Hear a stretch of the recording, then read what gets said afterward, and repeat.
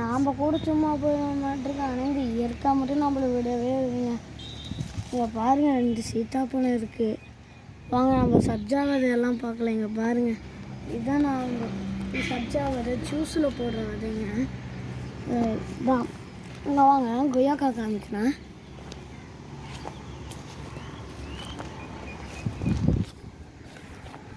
இது ஒரு கொய்யா மரம் இருக்குங்க. இதில் 3 காய் இருக்குது.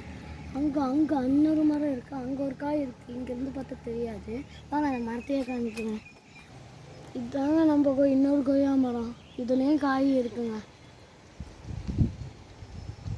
பாருங்க, பிஞ்சு பிஞ்சாக இருக்குது. வாங்க இப்போ போய் நம்ம சப்ஜாவை அறுவடை பண்ணுவோம்.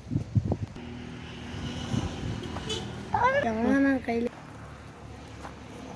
இப்போ வாங்க இப்போ சப்ஜா விதை கிள்ளிடலாம்.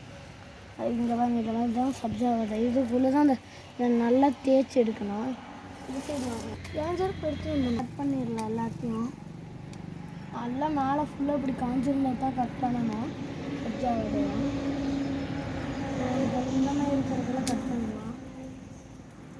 இது எதுக்குன்னா இதெல்லாம் உடம்புக்கு குளிர்ச்சி தரும். பார்த்து கவனமாக பாருங்க ஃப்ரெண்ட்ஸ், இதுதான் நம்ம சப்ஜா விதை.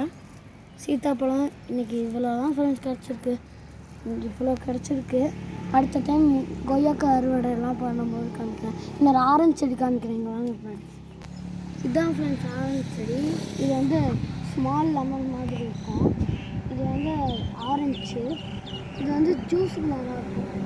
புளிப்பாக இருக்கும் ஃப்ரெண்ட்ஸ். நம்ம சக்கரை போட்டு குடித்தா நல்லாயிருக்கும். சரி ஃப்ரெண்ட்ஸ், தேங்க்யூ ஃப்ரெண்ட்ஸ், பாய். லைக் பண்ணுங்கள்.